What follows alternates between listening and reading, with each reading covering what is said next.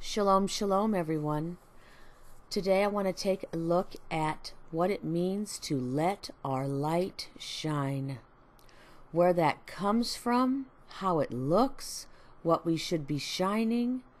My prayer is that for each and every one of us, it will cause us not only to dig a little deeper, but walk a little straighter. We'll be starting in Matthew chapter 5 and beginning at verse 14. You are the light of the world, and it is impossible for a city to be hidden on a mountain. First, we're going to look at the actual word light we see here because we are to be this light. It's in the Greek Strong's G5457. Phos, from an obsolete pheo, to shine or make manifest, especially by rays. Compare 5316 and 5346. Luminous, in the widest application, natural or artificial, abstract or concrete, literal or figurative. Looking at our verse in the Apostolic Bible Polyglot, we see that this word traces back to Genesis 1 verse 3. And Elohim said, "Let there be light," and there was light. In the King James, we see that same thing. Elohim said, "Let there be light," and there was light. We see that's the Hebrew 2:16. Looking in the Greek concordance to the Septuagint by Hatch and Redpath, it's in Book 2 of the 2-volume set. It's in page 1450 at the bottom middle column. We can see our word there, and it's just a small representative sample. We see Genesis 1:3. It goes to number 1a, and if you look up at 1a, we have our word H216.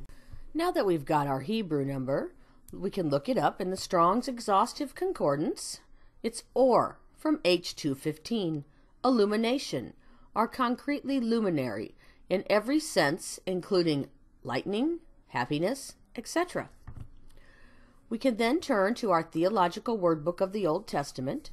In the back of the book, we have all these Strong's numbers in numerical order. We can find our H216, and we see that in this resource, it goes to 52a, pages 25 through 27. Looking in the Theological Word Book, I'm just going to read, actually, I'm going to say it, I'm going to cherry pick some of these paragraphs out of here because there's so much information on light, I can't possibly read them all. The ones that I think would be appropriate for the study that we're going to do. Or, it occurs frequently in the Qual and Nifl, but some 45 times in the Hifel. It refers to the shining of the sun, but its metaphorical usages are more common. The concept of light in Scripture is important, dealing with personal and impersonal forces on both literal and metaphorical levels. Light is closely related to life and happiness, which may account for the frequent comparisons between Elohim and light. Since the ancient world often worshipped the sun, Elohim's role as creator of light is stressed. Eventually, he will make the sun unnecessary. Amos 8:9 mentions a judgment of darkness that will strike Israel in broad daylight. Another of Elohim's lights was the pillar of fire that illuminated the night for the Israelites during the wilderness wanderings. Or is used metaphorically when a person's face or the eyes are viewed as light-bearing objects. Sometimes literal eyesight is intended, Psalm 38:10, probably also the difficult 1 Samuel 14:27. But more often the light of the face refers to a cheerful face expressing goodwill, Job 29:24. The favor of a king is seen in his face, Proverbs 16:15. And the light of Elohim's face indicates divine approval. In the famous priestly blessing of number 625, Yah makes his face to shine upon you and be gracious to you. This time-honored expression occurs 5 times in the Psalms, invoking Elohim's saving and restoring presence on behalf of his servants. Light can also symbolize general life or prosperity. To see the light is to be born. Job 3:16. And the light of life is a poetic reference to being alive. Praise Yah. A day without light speaks of trouble and calamity. Another prominent metaphorical usage relates light to instruction. When a man finds wisdom, his face lights up. Ecclesiastes 8:1. The teaching of one's parents, Proverbs 6:23, as well as the word of Elohim are a lamp to one's feet and a light to one's path. In Psalm 19, which compares the written scriptures to nature, and to the sun in particular, the commandments of Yah are said to enlighten the eyes. Most likely, the challenge to Yisrael to walk in the light of Yah denotes adherence to the laws and teachings of Elohim. Light is associated with life, salvation and prosperity, wisdom, justice. The ultimate development is to compare Elohim himself with light. Yah is my light and my salvation. Psalm 27:1. Though a flaming fire to purge out wickedness. Isaiah 10:17. Isaiah describes the Messiah as a great light shining in a land of deep darkness. He will be a light to the nations, so that Elohim's salvation may reach the ends of the earth. The Old Testament is careful not to identify Elohim and the sun. The shining glory of Elohim is described in terms of the sun, Ezekiel 43:2. He is the resplendent one, Psalm 76:4, with healing in his wings or rays, Malachi 4:2.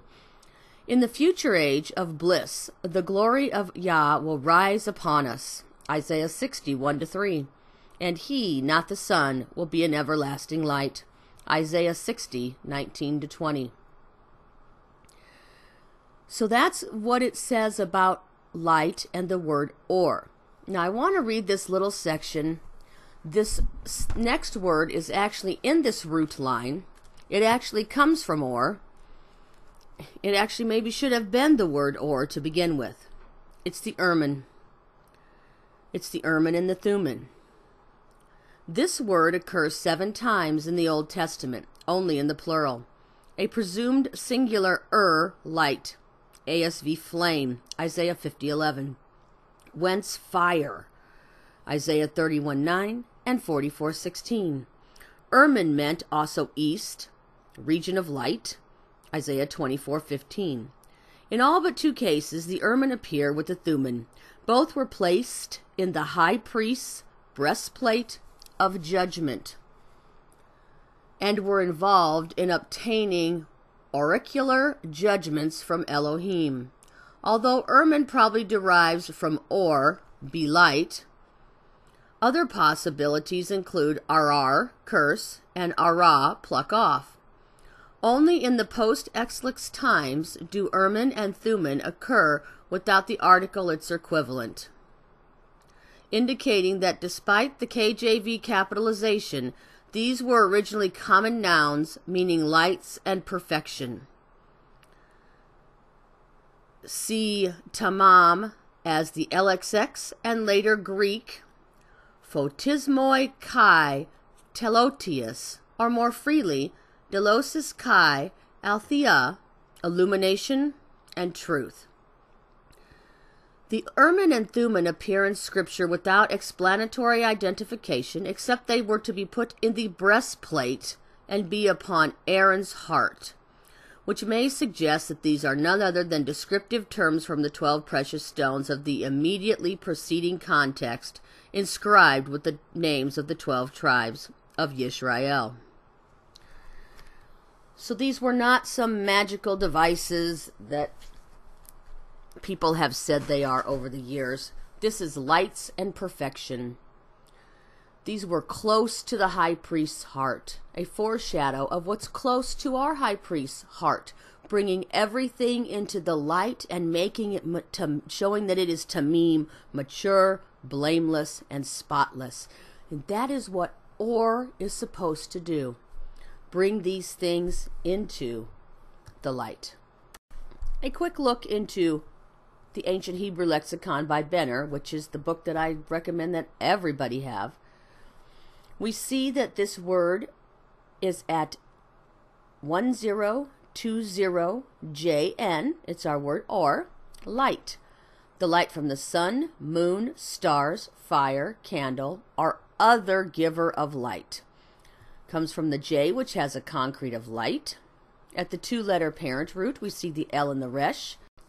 The action is order, the concrete is box. Boxes are used to store items and keep them in order. Light is also necessary for order. What a picture. Everything must be in order. As it comes into the light, it is going to be made to be in order because the darkness is going to flee. Considering our verse and that portion of scripture in context, which we'll look at later, we have our letters here to consider. We have the L, which is the ox head, power, strong, leader, authority, yoke. We have the Wa, which is the tent peg, add, hook, secure, join. We have the Resh, which is the head of man, first, top, head, beginning, think. So we are to shine forth our light. Why does it tell us later? So that they could see our good works and praise our Father in the Shemaim. So if we are shining forth our light, we are shining forth Elohim himself, the power of Elohim himself, so that the ones we're shining it forth to can be secured, the Wa, to the head of man, that they could praise our Father in the Shemaim, be secured to him. And in the same breath, it's also showing that if we're shining forth this light, that we are yoked to and secured with this head of man. Moving on to verse 15 in Matthew 5, neither do men light a candle and put it under a bushel, but on a candlestick, and it giveth light unto all that are in the house. We see this word for light a candle is Strong's G2545, kahyo, apparently a primary verb, to set on fire, that is kindle, or by implication, consume. Apostolic Bible Polyglot traces back to Isaiah 10:17. We see there our word burned, G2545, and in the King James, and the light of Israel shall be for a fire, and his Holy One for a flame, and it shall burn and devour his thorns and his briars in one day. Wow. That's the Strong's H1197. Ba'ar, a primitive root, to kindle, that is consume by fire or eating. Also, as a denominative from 1198, to be, become, brutish. Turning to our theological word book of the Old Testament, we see our Strong's H1197 in this resource goes to 263a. It's on page 121. I'm going to read just a little bit of it. Of the several Hebrew words which are translated to burn, two are most often used figuratively. These are ba'ar and hara. The others, such as sarap, yaquad, and yasat, all have to do primarily with literal burning, whereas these two are commonly used to describe anger, passion, intrigue, etc. Hara is confined almost totally to usage with anger, while ba'ar stresses the consuming and contagious qualities of fire, especially in religious context. It is derived from the stems peel, pool, and hifel. The root is normally used literally, as might be expected from the nature of the stems. The emphasis is upon causing to burn or setting afire. Almost all of these, however, are special cases and have to do with ceremonial burning. So the priests are commanded to burn wood on the altar continually, Leviticus 6:12. The lamps in the sanctuary are to be burning at all times, 2 Chronicles 4:20 and 13:11.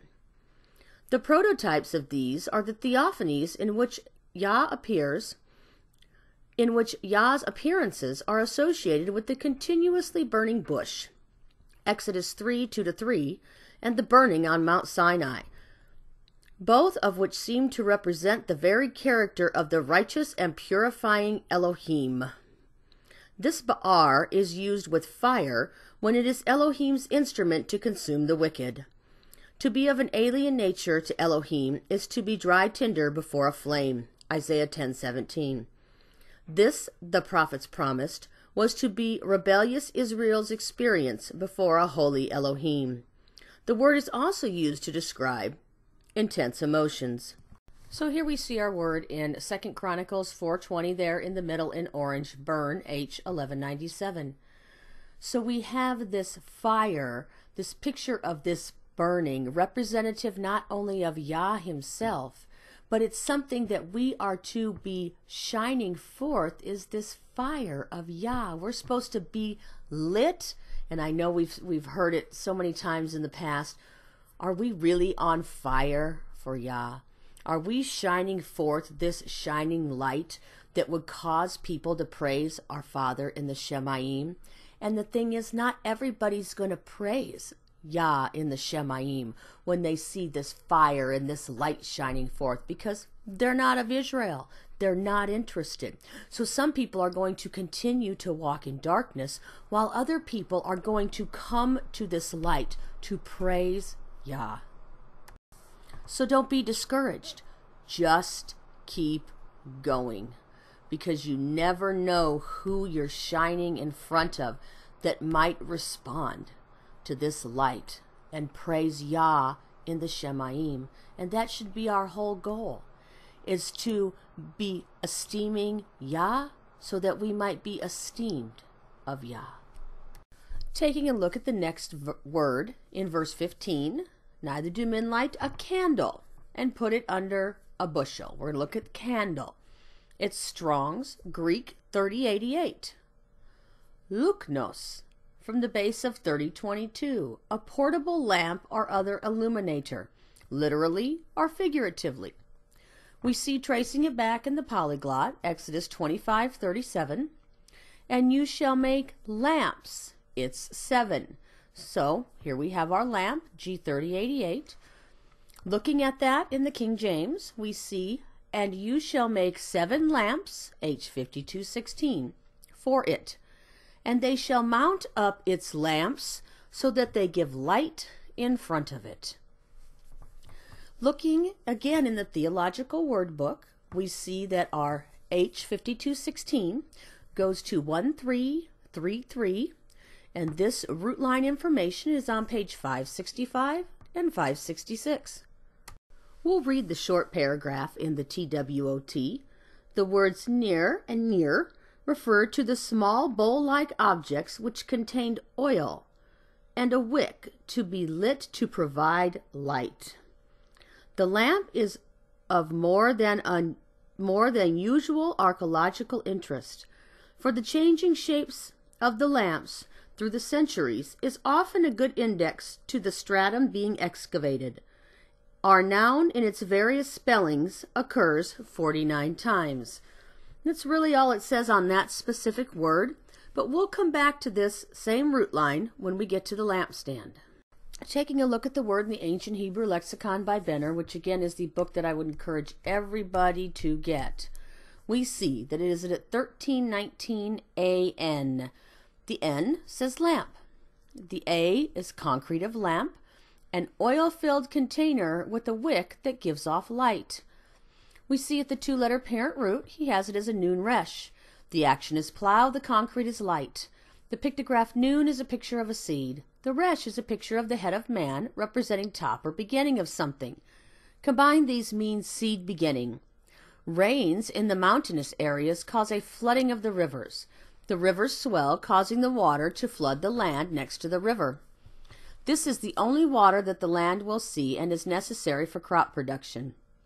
After the flood season, the land is plowed by the use of a plow attached to the yoke of an oxen. The surface of the soil is dry, but when the soil is turned up, it glistens in the sun from the water remaining in the soil. The water is necessary for the seed to begin germination. A lot going on in that root line from a lot of different directions that, probably made a whole bunch of scriptures pop in our minds. But we're specifically looking at the lamp. We're specifically looking at it in the lampstand. So these candles or lamps, us, are filled with the seed, who is the head, the Nun Resh. The seed is the word, and the word is everything properly arranged from the El to the Ta.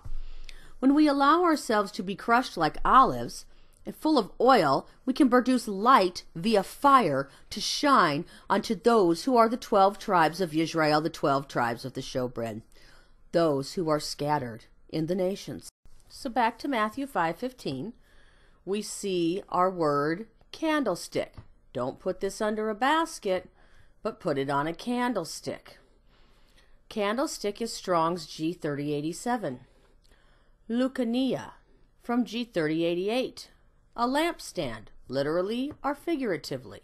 So this word comes from our previous word in the Greek. Looking in the Apostolic Bible Polyglot, we find it at Exodus 25:31, and you shall make a lampstand from out of gold pure, etc., etc. In the King James, we see Exodus 25:31, and thou shalt make a candlestick, there's our word H4501, of pure gold, of beaten work. Shall the candlestick, H4501, be made, etc., etc. Looking in the Theological Word Book of the Old Testament, we see our Hebrew H4501 goes to the same root line that we saw in the previous word, 1333, now it's letter C, page 565 and 566. Reading from our 1333C in the Theological Word Book. Lampstand, menorah. This memperformative noun represents the stand upon which a lamp was placed, special lamp place. It usually signifies the lampstand in the tabernacle or temple.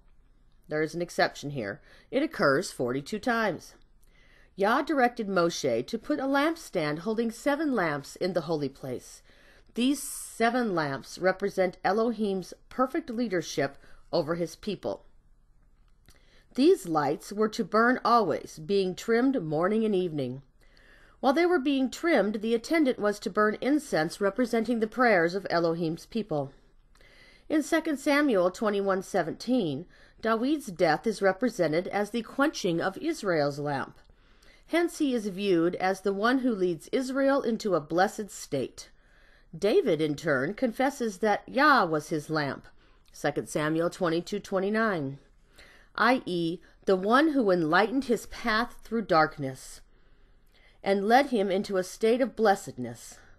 Psalm 119:105 celebrates the word of Elohim as the lamp to the feet of the just. Readers recognize this leadership of word and light as a foreshadow of Messiah, John 1:1-13. As the reference KD shows, Psalms 132:17 uses lamp as a figure of the Messiah. It is parallel to the well-known figure branch. Thus, lamp is a symbol of Elohim's personal leading, 2 Samuel 22:29, through his word, through his chosen king, and ultimately through Messiah. Elohim's leader was to lead all people as a priestly nation, i.e., a nation which was to lead all nations to Elohim in worship. In Zechariah 4, the prophet speaks of a lampstand attached to an uninterrupted and unceasing supply of oil. The interpretation applies the figure of Zerubbabel and his followers, but it seems obvious that the figure extends well beyond his day to the Messianic era. Indeed, cf. Revelation 1:20. This symbolism underlies the New Testament statements that we are the light of the world, whose lamps are always to burn and shine before men, leading the unrighteous to Elohim, and basking in a state of blessed expectation and preparation for Messiah's return. And so, what beautiful information this book just brings out for us. Information we can go and confirm in the scriptures for ourselves, that gives us the verses we can even go and look up, and a foundation piece to start with for each of these Hebrew words. This is another book I would highly encourage everyone to get, just so we can keep digging a little deeper. Looking in the Strongs, we see our 4501 menorah, feminine of 4500, in the original sense of 5216, that's interesting, a chandelier. Looking it up in the Ancient Hebrew Lexicon by Benner, it's in the same root line as the previous word we just did, the lamp, 1319 JK. We see menorah. Again, the root line stays the same. One thing I'd like to point out to people is that if you can get this comprehensive etymological dictionary of the Hebrew language by Klein, it will really walk you through some of, all of these words actually, not just some of them, but almost all of them. I haven't found one that's not in there yet. And it will give you the definition and how it's come down through time and languages. And it will also tell you where you're looking at derivatives, where you have a prefix, and where you have a suffix. So that's just something, when you get the time and you've got the main resources, I would pick this up so that you can kind of even start to see how things have changed over time. So we put this lamp to shine up on the candlestick so that it gives light unto all that are in the house. All that would see it, that would be the scattered ones that are in the nations.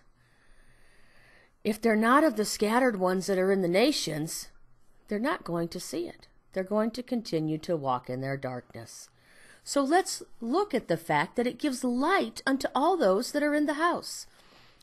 Greek Strong's G2989, lampo, a primary verb, to beam, that is, radiate brilliancy, literally or figuratively. In the polyglot, we can find it at Proverbs 4:18, radiate, there we see our G2989. And in the King James it reads, but the path of the righteous, the just, is as the shining light that shineth more and more unto the perfect day. So we see here this shining is Hebrew 50:51. Looking in our theological word book of the Old Testament, we can see that it is number 1290A, page 550 and 551. And I'll read a little bit from that. Our verb refers to a steady light given off by a lamp, the moon, a spark, and a light shining in darkness, Isaiah 9:2. Then it has a list of synonyms here. As it continues on, Elohim's judgment, Joel 2:10, Isaiah 13:10, Job 18:5, and redemption, Joel 3:15, are figured by the darkening of the celestial bodies, Joel 2:31, Acts 2:20. Elohim's blessing is described as light shining on your path. Elohim, who is David's lamp, will brighten his darkness, Psalm 18:28. A good king, as an earthly representation, we are being made into a royal kingly priesthood, kings and priests, of Elohim, also shines brightly. Let me read that again. A good king, as an earthly representation of Elohim, also shines brightly. We can find an example of that in 2 Samuel 23:4. Yehezkel uses the root nachah to represent the glory of Elohim. For Isaiah, the regenerate who are in darkness of temporal suffering, Isaiah 50:10, will be visited by a king who will be the source of true eternal light, Isaiah 9:2. And there's some other verses listed here as well. The nations will flock to him as he sits enthroned in the spiritual, eternal Yerushalayim. Elohim pledges himself to make the righteousness of the elect go forth as brightness, Isaiah 62:1, which we see paralleled to lapid, which is a torch. So we get a lot of foundational scriptures and a little bit of information in our theological word book, and we see this should be a continual shining light. That is what the Zadik of Yah should be. Looking in our Ancient Hebrew Lexicon by Benner, we see that it's at 1302 JN. The N is bright, a bright or shining light. At the J, the concrete is bright. And at the two-letter parent root, the noon gam, its action is to shine, and the concrete is the morning. So we saw a verse mentioned in the Theological Word Book. It was in Psalm 18. With the lovingly committed, you show yourself lovingly committed. With the perfect one, you show yourself perfect. With the clean, you show yourself clean. And with the crooked, you show yourself twisted. For you save the afflicted people, but bring down those whose eyes are haughty. For you yourself light my lamp. Yah himself lights David's lamp. My Elohim makes my darkness light. And there we can see the verse that was mentioned at Isaiah 18:28. For thou lights my candle, my lamp. We are lit and set to shine by Yah himself, by what is burning inside of us. For thou will light my candle. Yahweh, my Elohim, will enlighten, will shine forth in darkness, in my darkness, in darkness, because the light causes everything to flee. Yah is the light from which all other light is lit. The seed word, the noon at the beginning of this word from right to left, himself, is what secures us, Wah, our walk, Gam, in this dark world. Will shed a light on my path, which would otherwise be dark, will impart light to my understanding, and in turn, us, to others whose hearts have been tilled, plowed, and who are ready for the refining fire. He emanates his light through those being prepared for the millennial reign to be kings and priests. What an amazing example we have through David, the king and the priest, in the righteous order. So we're going to take a look at that verse in Proverbs later, but right now let's see. It said we are to more and more unto that perfect day. We are to walk as children of the light. Ephesians 5:1 through 16. I would encourage you to get your scriptures out and follow along in there, because this is probably kind of small on the screen. Become then imitators of Elohim as beloved children, and walk in love, as Messiah also has loved us, and gave himself for us, a gift and an offering to Elohim, for a sweet-smelling fragrance. But whoring and all uncleanness or greed of gain, let it not even be named among you, as is proper among set-apart ones, neither filthiness, nor foolish talking, nor coarse jesting, which are not fitting, but rather thanksgiving. None of these things produce a shining light. For this one you know, that no one who whores, nor unclean one, nor one greedy of gain, who is an idolater, has any inheritance in the reign of Messiah and Elohim. They will not be in, for sure, the first resurrection.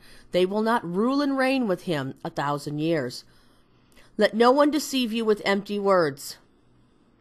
For because of these the wrath of Elohim comes upon the sons of disobedience. Therefore do not become partakers with them. For you were once in darkness, but now light in the Master. We are light in the Master. Walk. Carry your message out. Shine unto the world as children of light. For the fruit of the Spirit is in all goodness, Tob, righteousness, Zadakah, and Amat, proving what is well-pleasing to the Master.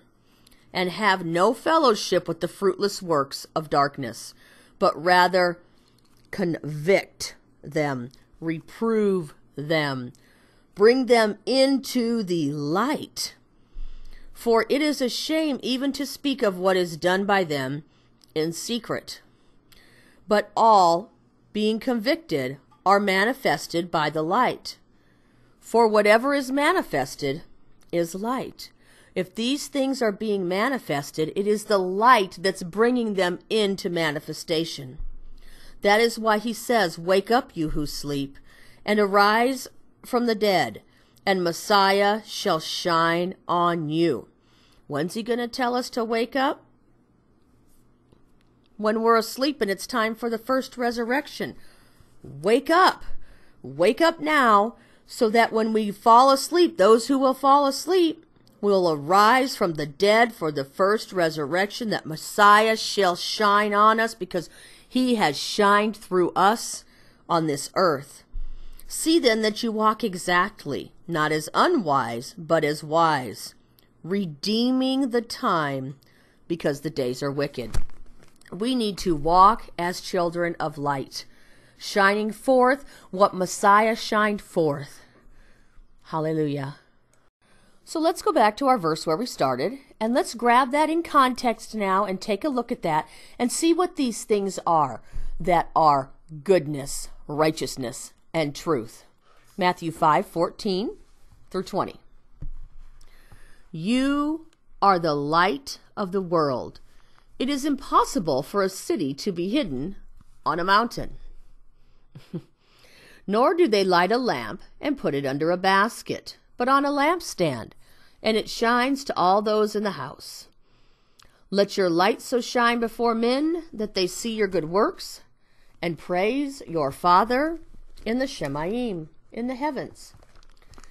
And here's what it's all about. Do not think that I came to destroy the Torah or the prophets. I did not come to destroy, but to complete, to fill up. Fill up the earth with himself, with Torah, with those who would shine forth, so that all the parts and pieces would come together. He did not come to destroy the Torah or the prophets, the ones who bring forth the inner fruit. He came to show us how to walk that out and how that was filled up here on the earth.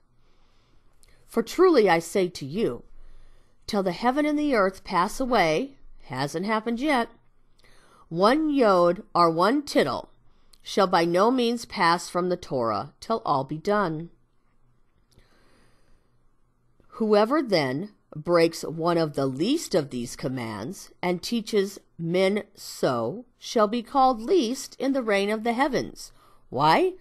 Because they're going to be in the second resurrection, and they're not going to be ruling and reigning for the longest amount of time, because they've broken the commands and taught others to do the same. But whoever does and teaches them, he shall be called great in the reign of the Shemayim, because those will be in the first resurrection, who will have arisen with him from their sleep, going into the reign with him, and shall spend the greatest amount of time there. For I say to you that unless your righteousness exceeds that of the scribes and the Pharisees, you shall by no means enter into the reign of the Shemayim. For sure not into the first resurrection. And if we don't come to that point, we will not make the second resurrection either. Moving on to John 3:19 to 21. And this is the judgment, that the light himself, the light, has come into the world, and men loved the darkness rather than the light, for their works were wicked. If they don't hear you, it's because they don't hear him. For everyone who is practicing evil hates the light, and does not come to the light, lest his works should be exposed. but the one doing the truth comes to the light, so that his works are clearly seen, that they have been wrought in Elohim. So we are to shine forth this light in our own lives. Some people are going to see it, and they are going to come to Yeshua Messiah. They are going to praise Father in the Shemayim, because their hearts have been tilled and plowed, and because they're ready for the refining fire to burn inside of them that burns off all the dross. But there are those, and I know it's a disappointment for many of us, family, friends, whoever else, co-workers that are in our lives, they're not going to come to the light because they love the darkness rather than the light.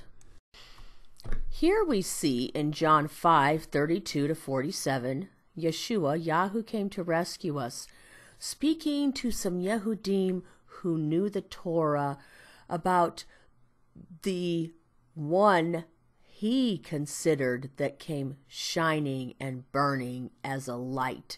Not that he needed him as a witness, but to give them an example. And this one was the last priest of that order before Yeshua was immersed and brought us back into the order of the King of Righteousness. And how did he speak of him? And why did he speak of him in this manner? And what does that look like for us walking as children of the light today? John 5:32. There is another who bears witness of me, and I know that his witness which he witnesses of me is true. It's the truth. You have sent to Yohanan, and he bore witness to the truth. But I do not receive witness from man, but I say this in order that you might be saved. He was the burning and shining lamp. He was like a burning and shining lamp. He called them unto repentance, for Yeshua Messiah was coming. And for him, it was all about Yeshua Messiah. Because even he knew that he needed to decrease so that Yeshua could increase. But he still burned and shone like a lamp, because his esteem was not for himself or others. Let's read. And for a while you wished to rejoice in his light. But I have a greater witness than that of Yohanan, for the works that the Father gave me to accomplish, the works that I do bear witness of me, that the Father has sent me. And the Father who has sent me, he bore witness of me. You have neither heard his voice at any time, nor seen his form. And you do not have his words staying in you, because you do not believe him whom he sent. You search the scriptures because you think you possess everlasting life in them. And these are the ones that bear witness of me. We must have the testimony of Yeshua Messiah and be following the commands of Yahweh Elohim. These ones were following the commands, the Torah, yet they couldn't see Yeshua. But you do not desire to come to me in order to possess life. I do not receive esteem from men, but I know that you do not have the love of Elohim in you. I have come in my Father's name, and you do not receive me. If another comes in his own name, you would receive him. People coming in their own name, people coming in the names of other mighty ones, people coming of them own selves, receive them, but we do not receive the one who came in his Father's name? How are you able to believe when you are receiving esteem from one another, and the esteem that is from the only Elohim you do not seek? Come on. We need to be building Yah's kingdom, not our own kingdom. We need to be walking together in the light, esteeming Yah together in the light, and not each other. It's not a Pat the Bat Club. This is about Yah and his kingdom and the reign and the people that will go into it, and that should be our only focus and our only goal. Do not think that I shall accuse you to the Father. There is one who accuses you, Moshe, in whom you have set your expectation. For if you believed Moshe, you would have believed me, since he wrote about me. But if you not believe his writings, how shall you believe my words? Again, we need to be esteeming the one who alone is Yah. We need to be shining forth our light so that they may see our good works and praise our Father in the Shemayim. And we need to be doing it from a place in our heart that is solely for Yah. It's the inside of the cup and dish needs to be clean. And then the outside of the cup and dish will be clean also. There is a place where we're going to be running the race, we're going to be running it in vain because we're looking good on the outside. But what's on the inside, I want to say, is dead men's bones. But it's not all for Yah. We've still got some of ourselves wrapped up in it. Revelation 2, verses 1 through 7. To the messenger of the assembly of Ephesus write, He who is holding the 7 stars in his right hand, who are the messengers of the assemblies, who are leading their sheep, because the sheep are a reflection of the shepherd, who should be a reflection of the chief shepherd, who is walking in the midst of the 7 golden lampstands, says this, I know your works, and your labor, and your endurance, and that you are not able to bear evil ones, and have tried those who say they are emissaries and are not, and have found them false. And you have been bearing up and have endurance and have labored for my name's sake and have not become weary.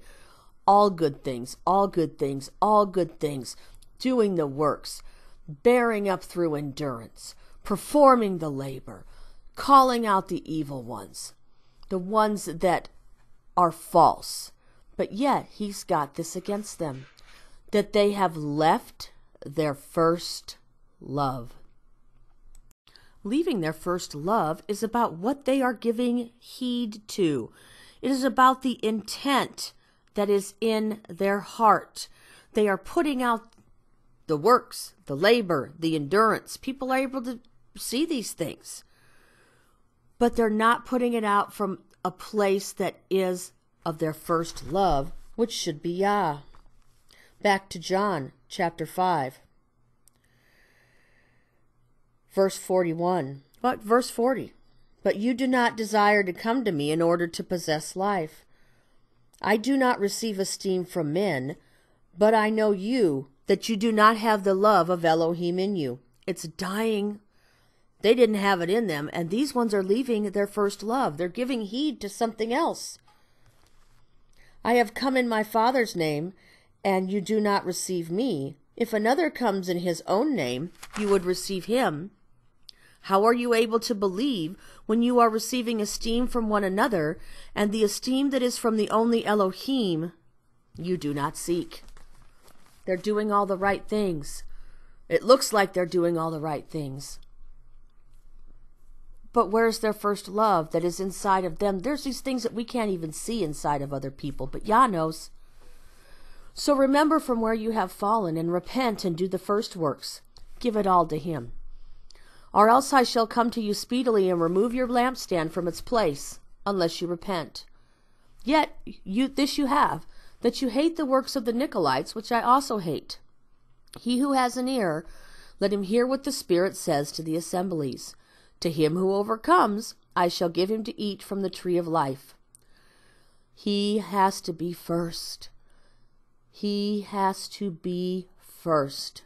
Nothing else of us matters. It can all look good on the outside of the cup and dish. But we know in our own selves, I shall give him to eat from the tree of life, which is in the midst of the paradise of Elohim. So before we talk a little bit more about this fire that should be burning inside of us, the fire that should be for Yah Elohim, the fire that should be for nothing else, it should be not only burning off all the dross through what the Torah and what the prophets spoke, but it should be out of a desire and a place of our heart's intent to love him first. Let's talk a little bit about this fire that a candle, a lamp, gives off. Light and heat are excess energy released after atoms with the molecules with weaker bonds separate and then recombine into molecules with stronger bonds. As these weaker bonds inside of us of disobedience, of places where we're still for ourselves, these fleshly spots inside of us. As these are burnt off, they separate and recombine into molecules with stronger bonds. Our fire should go stronger and stronger in our walk unto that perfect day. It should be burning so fervently inside of us for Yah Elohim that we can't hold it in. Jeremiah 20, verse 8. For when I speak, I cry out, proclaiming violence and ruin, because the word of Yah was made to me a reproach and a derision daily. Whenever I said, let me not mention him, nor speak in his name again, it was in my heart like a burning fire shut up in my bones, and I became weary of holding it back, and was helpless.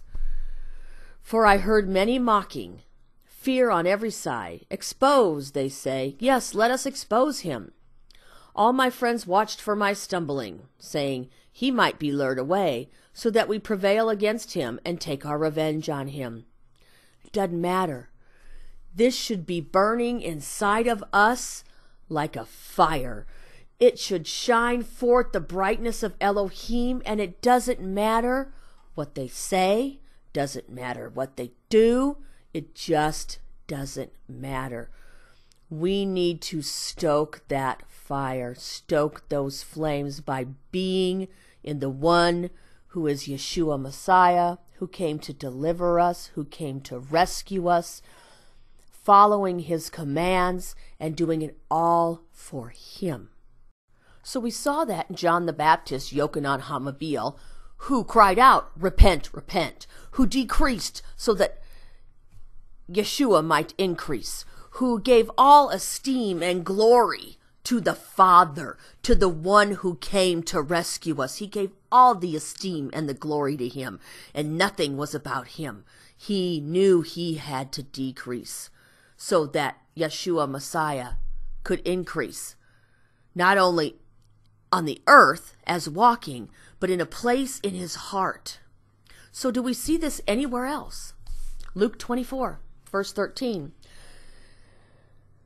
And see, 2 of them were going that same day to a village called Emmaus, which was 60 stadia from Jerusalem. And they were talking to each other of all this which had taken place, which concerned Yeshua Messiah. And it came to be, as they were talking and reasoning, that Yeshua himself drew near and went with them. But their eyes were restrained so that they did not know him. And he said to them, what are these words you are exchanging with each other as you are walking? And you are sad. And the one whose name was Cleophas, whose name means called of the Father, these ones are called of Yah, answering said to him, are you the lone visitor in Jerusalem who does not know what took place in these days? And he said to them, what? And they said to him, concerning Yeshua of Nazareth, who was a prophet, he was the great prophet, mighty in deed and word, for sure and for certain, before Elohim and all the people. His light shone like nobody else's light shone, whether they accepted or not. His light shined, because he is the light. And how the chief priests and our rulers delivered him to be condemned to death and impaled him. We, however, were expecting that he was the one who was going to redeem Israel. But besides all this, today is the 3rd day since the matters took place. But certain women of ours who arrived at the tomb early also astonished us. When they did not find his body, they came saying that they had also seen a vision of messengers who said he was alive. And some of those with us went to the tomb and found it, as also the women had said, but they did not see him. And he said to them, O thoughtless ones, and slow of heart to believe in all that the prophets have spoken. Was it not necessary for the anointed priest, prophet, and king to suffer these and to enter into his esteem? And beginning at Moshe and all the prophets, he was explaining to them in all the scriptures. And they approached the village where they were going, and he seemed to be going on. But they urged him strongly, saying, stay with us, for it is toward evening, And the day has declined, and he went in to stay with them. And it came to be, when he sat at the table with them, having taken the bread, he blessed, and having broken, he was giving it to them. And their eyes were opened, and they recognized him, and he disappeared from their sight. And they said to each other, was our heart not burning within us as he was speaking to us on the way, as he was opening the scriptures to us? And then they went on to tell the taught ones, to shine their light on the taught ones when they went back to Jerusalem. When our minds, our hearts, when our eyes are being opened to Yeshua Messiah, who is the light, who is the word, who is everything from the El to the Ta, who is Yah himself, our hearts and inside of our bones should be burning as our mind is being opened to the scriptures. The bonds inside of us should be becoming stronger and stronger, and our light should be shining brighter and brighter as we walk toward that perfect day. And our light is to burn continually. Leviticus 24:1 through 4. And Yah spoke to Moshe, saying, command the children of Yisrael that they bring to you clear oil of pressed olives for the light, and make the lamps burn continually. Outside the veil of the witness, in the tent of appointment, Aaron is to arrange it from evening until morning before Yah continually, a law forever throughout your generations. He is to arrange the lamps on the clean gold lampstand before Yah continually. So here we see many of our words, the ones in black in parentheses, ones that we've already covered. You can see this continual burning of these lamps. We also see a different word there for light in verse 24 too, but it goes back to the same root lines that we've already been in. So let's take a look at what it means for our light to be burning continually. Let's start at verse 2, and command the children of Israel that they bring you clear. This clear is Hebrew 2134, 1149 AN in the ancient Hebrew lexicon. It is pure, an oil or other substance that is free of impurities. Also a person without impurities. We are following the Torah in the Torah and all that the prophets have commanded us, just as Yeshua is opening up our minds to see that which was in the scriptures, so that our light, pure light, can burn, that we may esteem Yah, that they may esteem Yah when they see our good works. At the two-letter root, the Zion Kaf, we see the action is to refine and the abstract is pure. An oil or other substance that is clear and free of impurities. We shine, we are pure and undefiled, so that we can be part of the Zion harvest, because we have completely bent our will to be without impurities in every aspect, so that others may come behind us and do the same. So we are this clear oil of pressed, with these pressed olives. H3795, 1252 BB in the ancient Hebrew lexicon, crushed olive oils. We need to be crushed. We need this oil to shine forth, and we need to get rid of all those things of the flesh. We need the pure oil to be coming forth. To make the lamps burn, H5927, it's 1357 HV in the ancient Hebrew lexicon. Number 1 is to rise. Number 2 is to uncover. To go, come, or bring oneself or something up. To uncover, as a lifting off of the cover. To be exposed from the removal of clothing. Also to reveal something by being exposed. We see at the H, the action is to lift. It's about the yoke. And we see at the two-letter family root, it is an ayin lamed, which the action is work, and the concrete is yoke. The ayin is the eye, representing knowledge or experience. The lam is a picture of the shepherd's staff or yoke. Combined, these mean experience the staff. The yoke, a staff, is lifted onto the shoulder, is attached to the oxen for performing the work. So these lamps that burn continually are continually experiencing the staff, are continually intimate with the shepherd, Ayin Lamed, continually, so that their lamps are burning because they're constantly having that which doesn't belong in them crushed, and they're able to shine forth this pure light. This continually, we are to burn continually, is Hebrew H8548 in the Ancient Hebrew Lexicon, 1280 MB. We see the B is continually. The M, the abstract, is continue. It's a stretching out of time. The action is to stretch. The concrete is carpet, and the abstract is continue with the two-letter parent root. Mem is the water. The dal is the door. Combined, these mean water at the door. A carpet was stretched out to cover the dirt floor of the tent. A bowl of water was located at the door so that one could wash his feet before stepping on the carpet. Here I am reminded of Yeshua washing Kepha's feet. And Kepha saying, no, wash all of me. And Yeshua saying, no, you're already taken a bath. You're already clean. It's just your feet that need washed. You would not understand now why I'm doing this to you, but you will stand at one time. And just as I wash your feet, you should also wash each other's feet. It's a priestly king of righteousness, covenant-keeping people, Melchizedek order thing. It's just that simple. Just as he washed the feet of the taught ones, so we wash each other's feet. We are not going in to everlasting time, if you will, with dirty feet. It is not going to happen. It is a sign of us being in the priesthood under the King of Righteousness. If we do not do this, we have no part in him. And we need to be continually burning before others so they can see this as well.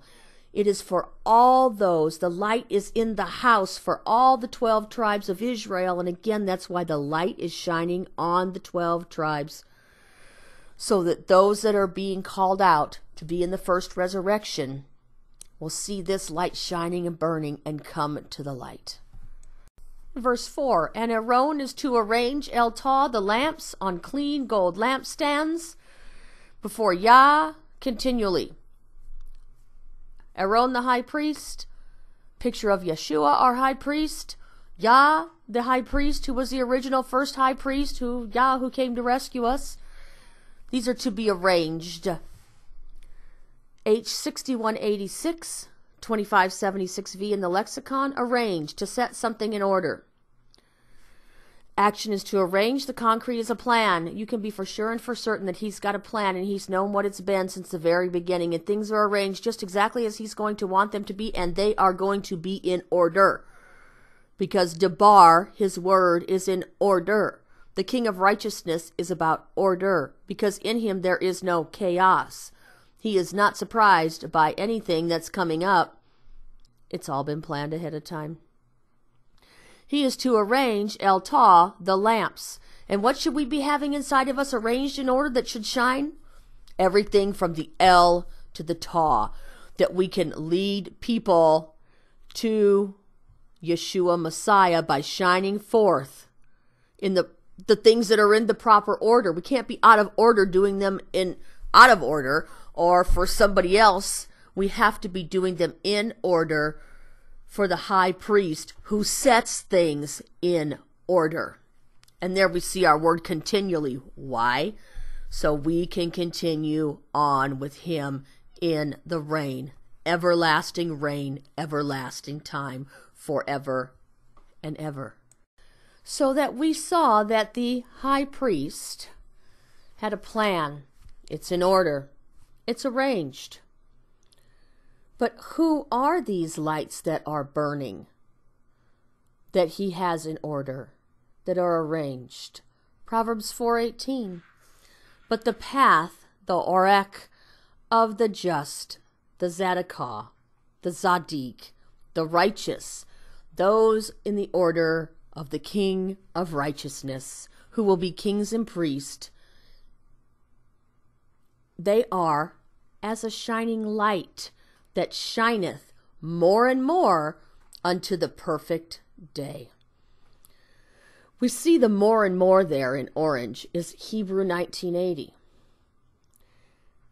Strong's, halak, akin to 3213, a primitive root to walk, in a great variety of applications, literally and figuratively. These ones that are on the path that the Ruach has them on are righteous, shining as a light that shineth, because they're walking as children of light unto the perfect day. In the ancient Hebrew lexicon, we see it at 1264 FV. The V is to walk a journey or lifestyle or customs. The action is to travel, the concrete is journey. At the two-letter root, we see that it's the lam, kaf, from right to left. The action is to walk, the concrete is a message. The pictograph lam is a picture of a shepherd's staff. The kaf is a picture of a palm in the hand. The palm of the hand. Combined, these mean staff in the palm. A nomad traveled on foot with the staff in his hand to provide support in walking, as well as a weapon to defend against predators or thieves. So we see that those whose light shineth, the righteous who are on the path, are walking as these children of light. They are on a journey. They are carrying the message of the shepherd that would cause people to bend their will. Not only is it a support to them, but it is also something that is used to protect the brethren from predators. We are to be walking as a shining light unto this perfect day, carrying the message that Yah, who came to rescue us, showed us how to walk out as kings and priests under the order of the King of Righteousness, as it is laid forth when he opened up the scriptures to the ones who were called out and their hearts were burning inside of them. Let's take a look at unto. Strong's H5704, odd, properly the same as 5703, etc., etc., as far or long or much as, whether of space, even unto, or time, during, while, until, or degree, equally with. In the ancient Hebrew lexicon, it's 1349 AN. The N is witness. We need to be shining like that witness that Yochanan Hamabiel was. The second definition is, again, a repetition of time, either definite or indefinite. The third one is until, a determinate period of time. At the A, we see the abstract is witness, an event or person's testimony recounting another event or person. Really, we should be shining forth the witness of Yeshua Messiah, because that fire should be burning inside of us. The action is repeat. The abstract is witness. The ion is a picture of the eye. The dal is a picture of the door. Combined, these mean see the door. As a coming to a tent of meeting with clean feet, and entering in, a place, time, or event that is repeated again and again. So this walk that we are shining forth on the 12 tribes is unto the perfect day. See the door? We're going to go through that door if we are striving to enter it, and that is the witness, the light that we should be shining, so that not only we come to the intimate knowledge of the door, Yeshua Messiah himself, but we strive to enter in that door as our light burns brighter and brighter. And what day is that? The perfect day. Strong's H3559, Kun, a primitive root, properly to be erect, that is stand perpendicular, that straight up and down, straight. Hence, causatively, to set up, in a great variety of applications, whether literal, establish, fix, prepare, apply, or figuratively, appoint, render sure, proper, or prosperous, all of which words apply to those going into the first resurrection, even on an English level. In the ancient Hebrew lexicon, we see it at 1244 JV. The V is firm, to set something firmly in place, either physically or with words. You can be for sure and for certain that the foundation is firm and that this has been firmly set in place and arranged by Yeshua Messiah, our high priest. At the J, we see the action is firm and the concrete is foundation. And then I've also put the G root line in there because we can see this is the root line where we get the priest, the priesthood. At the 1244, we see it's the Kaf Nun. The action is stand, the concrete is root, and the abstract is sure. The Kaf is a picture of the open palm, the Nun is the seed. Combined, these mean opening of a seed. When the seed opens, the roots begin to form the base of the plant by going down into the soil. The plant rises out of the ground, forming the stalk of the plant. A tall tree can only stand tall and firm because of the strong root system which supports it. There's so much in that two-letter root definition alone, it's hard to even know where to begin. There's so many scriptures that come to mind.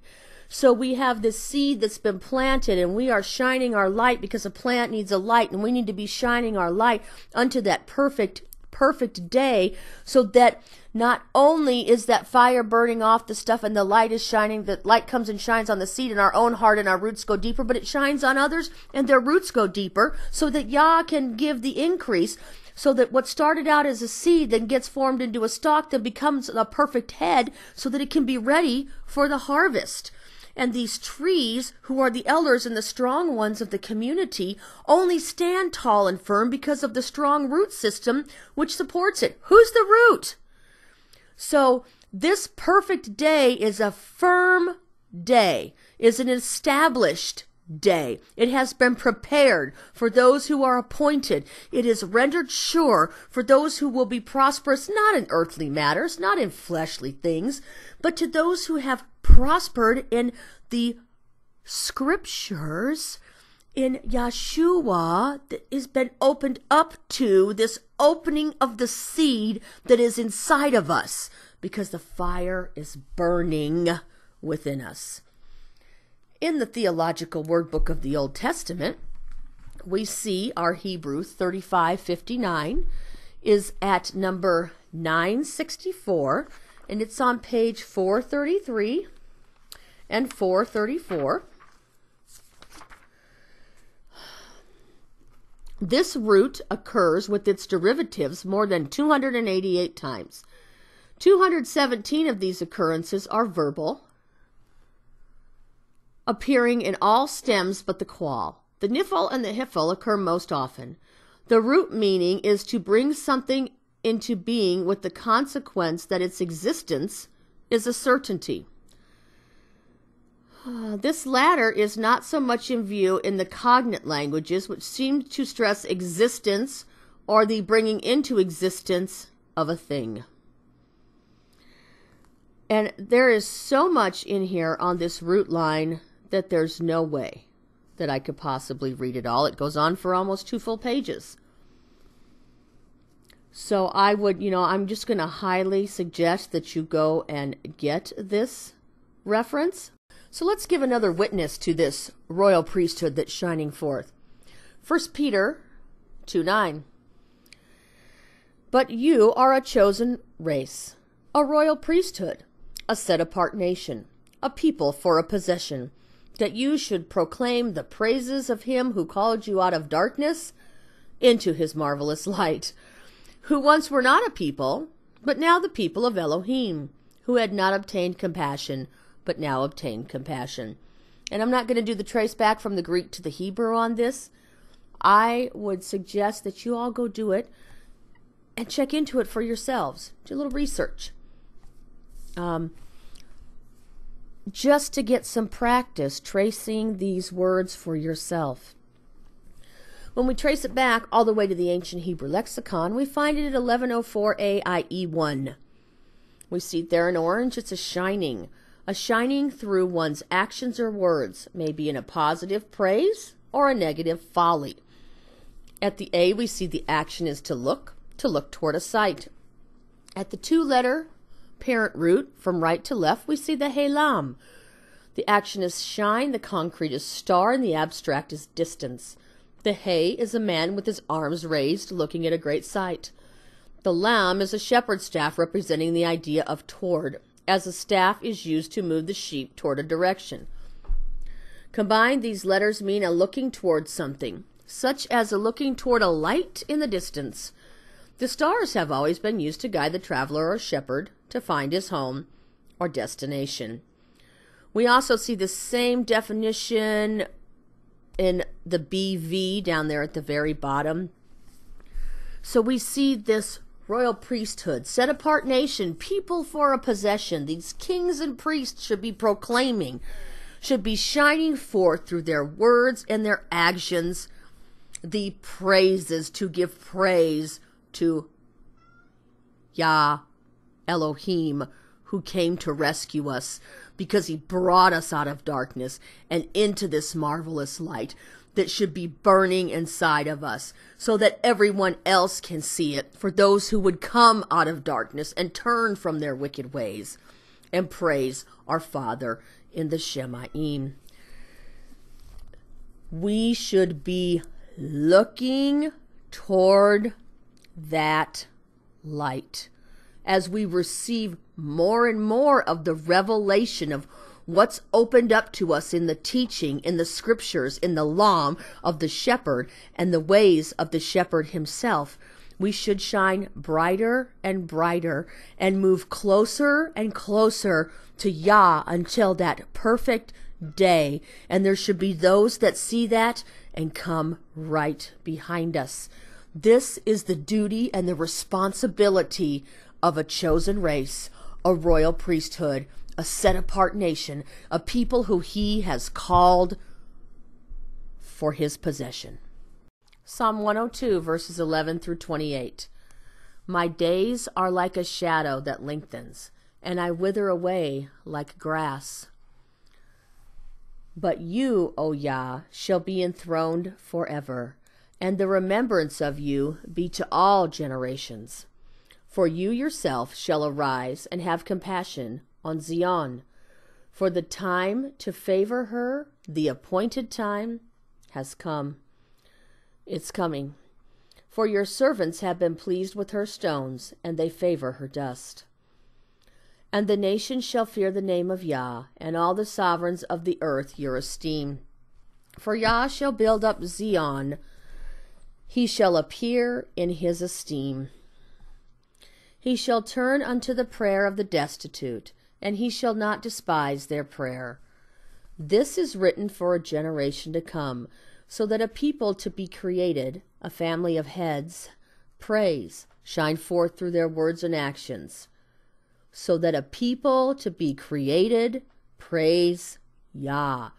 They shine forth through their words and actions, because the seed that has been planted has grown up into a stalk and has formed up into a head for the harvest. They were created for that. For he looked down from the height of his set-apart place. From heaven Yah viewed the earth, to hear the groaning of the prisoner, to release those appointed to death. Praise Yah. To declare the name of Yah in Zion, and his praise in Yerushalayim, all during the millennial reign, and on through to everlasting life, because the new Yerushalayim will be coming down. When peoples gather together and reigns to serve Yah. He has humbled my strength in the way, he has shortened my days. I said, O El, do not take me away in the midst of my days. Your years are throughout all generations. You did found the earth of old, and the Shemaim are the work of your hands. They shall perish, but you remain. All of them grow old like a garment. You change them like a coat, and they are changed. New heaven, new earth. But you are the same. Your years have no end. Same yesterday, today, and forever. The sons of your servants continue, and their seed is established before you. So those that are serving Yah Elohim, that are shining forth the light that continually burns before him, their seed, the seed that is in them, and the seed that they pass it along to shall be established. Perfect day, established as kings and priests before Yah Elohim during the millennial reign, and they shall continue because that second death will have no power over them. Isaiah 61. The Spirit of the Master Yah is upon me, because Yah has anointed me to bring good news to the meek, those who will inherit the earth, who will be in the first resurrection, the millennial reign. He has sent me to bind up the brokenhearted, to proclaim release to the captives, and the opening of the prison to those who are bound, just as we should be doing as lights that shine after him. To proclaim the acceptable year of Yah, the day of vengeance of our Elohim, to comfort all who mourn. To appoint to those who mourn in Zion, to give them embellishment, beauty, for adornment, for ashes, the oil of joy for mourning, the garment of praise, the garment of light, the garment of shining through our words and our actions, for the spirit of heaviness. And they shall be called trees of righteousness, a planting of Yah, to be adorned with those deep, strong roots, those who will be in Zion, who have made the first resurrection, who will reign as kings and priests. They shall have this garment of praise on forever, because the second death will have no power over them. And they are called trees of righteousness, Zedekiah, a planting of Yah, to be adorned. And they shall rebuild the old ruins, raise up the former wastes, and they shall restore the ruined cities, the wastes of many generations. And strangers shall stand and feed your flocks, and the sons of the foreigner be your plowmen and your vine dressers. But you shall be called priests of Yah. Servants of our Elohim shall be said of you. You shall consume the strength of nations and boast in their esteem. And so you can continue on and read to the end there where it talks about, I greatly rejoice in Yah. My being exalts in my Elohim. We rejoice in Yah. We exalt in Elohim. For he has put garments of deliverance on me. Those garments are light. He has covered me with the robe of righteousness. It is white. It is shining. It is brilliant. As a bridegroom decks himself with ornaments, and as a bride adorns herself with jewels. And who are those who are shining? Those whom the second death has no power over. Those who are in the first resurrection that will reign and rule with the anointed priest, prophet, and king for 1,000 years before going on to the marriage supper of the Lamb. Revelation 19, verse 6. And I heard as the voice of a great crowd, as the sound of many waters, and as the sound of mighty thunder, saying, Hallelujah! For Yah El Shaddai reigns. Let us be glad and rejoice and give him praise. For the marriage supper of the Lamb is come, and his wife has prepared herself. And to her it was given to be dressed in fine linen, clean and bright. For the fine linen is the righteousnesses of the set-apart ones, those that are Zedekiah, those that are righteous, those that are set apart, those that are a royal priesthood, a holy nation, those that are chosen from there to be this royal priesthood under the King of righteousness, who have made the first resurrection, will be dressed in this fine linen, clean and bright. We can see a beautiful picture of the coming glory in Isaiah 60. It's in verses 1 through 11. If you want to go check that out later, kind of read through that, do some word studies for yourself. And you can continue on reading the rest of the chapter, 12 through 22. Do some word studies in here as well. Read through this. See how the coming glory lines out in the prophet Isaiah. So we know that Yah, who came to rescue us, is our light. He's been the light since the beginning, and he will be the light into all eternity. Revelation 21, 22 through 27. And I saw no dwelling place in it, for Yah El Shaddai is its dwelling place, and the Lamb. They're one and the same. And the city had no need of the sun, nor the moon to shine in it, for the esteem of Elohim lightened it. The Lamb is its lamp. And the nations of those who are saved shall walk in its light, and the sovereigns of the earth bring their esteem into it. And its gates shall not be shut at all by day, for night shall not be there. And they shall bring the esteem and the appreciation of the nations into it. And there shall by no means enter into it whatever is unclean, neither anyone doing abomination and falsehoods, but only those who are written in the Lamb's book of life.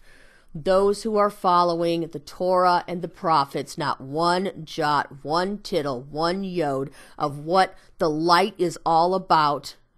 You have to be written in the Lamb's book of life by following those things, by coming to Yah himself, to have him open those scriptures up to you, that that fire might burn inside of you. Revelation 22, 3-5. And no longer shall there be any curse, and the throne of Elohim and of the Lamb shall be in it. One throne, they are the same, one in the same, and does not make them difference.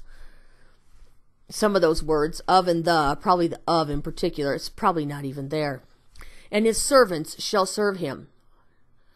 We need to serve him now so we can be serving him then. We're not going to not serve him now and walk in darkness and then think that we're going to serve him then. It's just not going to happen. And they shall see his face, and his name shall be upon their foreheads. And night shall be no more. And they have no need of a lamp or the light of the sun, because Yah Elohim has given them the light, and they shall reign forever and ever. That light is burning inside of us now.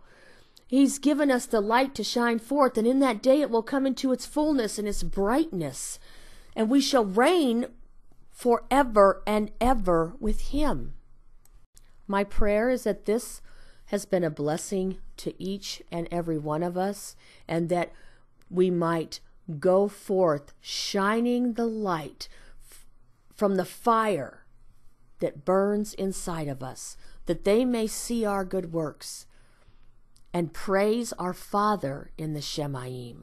They may see what was written in the Torah and the prophets.